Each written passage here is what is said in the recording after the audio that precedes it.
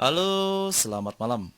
Nah, di video kali ini saya akan membagikan sebuah tips bagi kalian yang ingin punya penghasilan di TikTok ya. Ada beberapa step. Dalam hal ini saya akan menjelaskan kurang lebih ada 4 urutan atau 4 step yang harus kalian lakukan. Yang pertama adalah kalian harus memiliki mindset yang kuat serta kefokusan.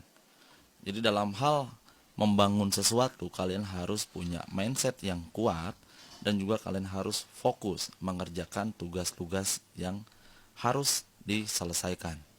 Itu yang pertama. Yang kedua adalah tentukan tema dan arah tujuan live streaming kalian. Kalian mau ngambil tema apa? Jadi nanti mulai dari kontennya, mulai dari live streamingnya itu harus satu irama. Silakan susun serapih mungkin, sekonsisten mungkin tema apa yang akan kalian angkat saat live streaming, ya. Nah, yang ketiga, berbicara tentang penghasilan, saya akan analogikan.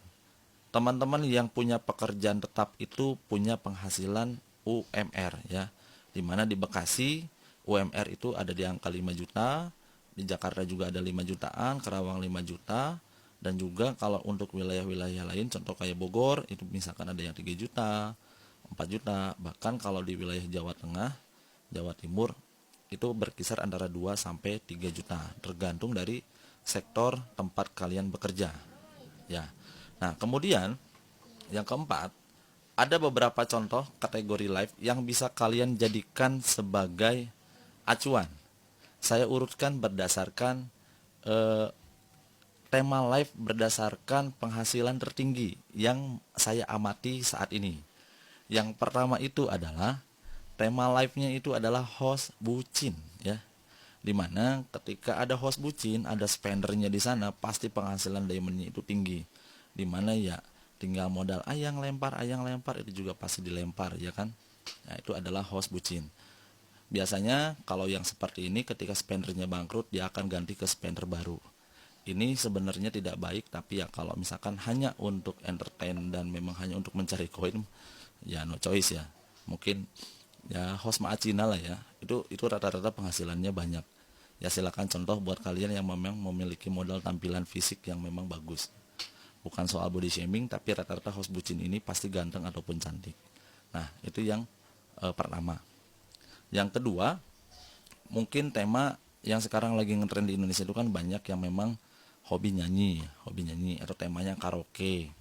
Nah, ada 3 macam mungkin ya, 3 macam yang kalau misalkan kalian ngambil tema karaoke ini pasti akan rame. Yang pertama, ketika kalian memang punya talenta suara bagus, nyanyilah sebagus-bagus mungkin. Nyanyilah sebaik-baik mungkin. Dimana spend percaya apa enggak ya, orang-orang TikTok ini atau spender di TikTok ini sangat royal dan mereka nggak akan sekan-sekan memberikan gift ketika mereka memang mendengarkan sebuah perform yang bagus. Ada si A misalkan nyanyi bagus banget misalkan ya. Apalagi ketika kalian sebagai host menawarkan kepada seorang spender itu mau lagu apa, mau dinyanyi lagu apa misalkan ya. Dan ketika mereka puas, disitulah sumber pundi-pundi koin kalian akan terisi. Nah, itu yang pertama. Yang kedua, kalau misalkan kalian memang suaranya nggak bagus, ya udah nyanyi sejelek-jeleknya aja. Nah, mungkin ada beberapa yang sudah pernah lihat ada seorang host yang memang nyanyinya itu datar banget, ya bisa dibilang mah jauh dari kata layak gitu ya. Tapi penontonnya itu rame banget. Nah, kenapa fenomena ini terjadi? Di mana banyak orang yang menghujat kalian, maka di situ pula ada orang iba terhadap kalian gitu ya. Itu pasti ada.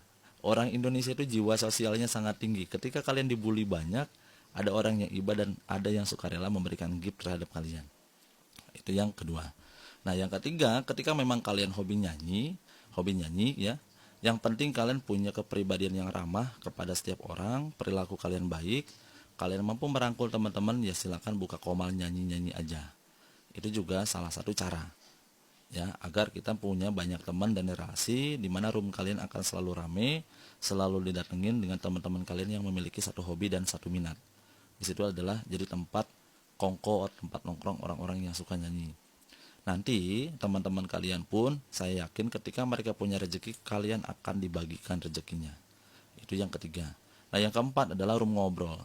Ya silakan buka room ngobrol nggak apa-apa, tapi silakan bikin room itu seasik mungkin, ada komunikasi dua arah, dibikin obrolannya yang rame, nggak sepi.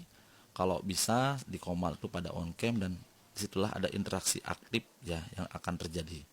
Nah, dalam kategori itu mungkin ada 4 aja yang memang saya bagikan.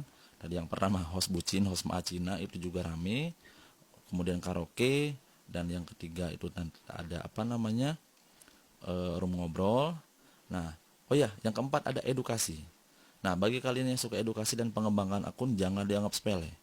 Ketika kalian punya room yang besar dan di sana kalian buka room pengembangan akun, wah itu para sultan tuh akan berlomba-lomba untuk duduk di koma kalian agar apa? Agar mereka punya banyak pengikut. Hanya itu, ya. Semoga video ini bermanfaat ya guys ya. Bila mana ada yang kurang, silahkan tambahkan di kolom komentar. Kalian mau dibuatkan video apa? Nanti coba saya buatkan berdasarkan true story yang saya alamin. Terima kasih banyak.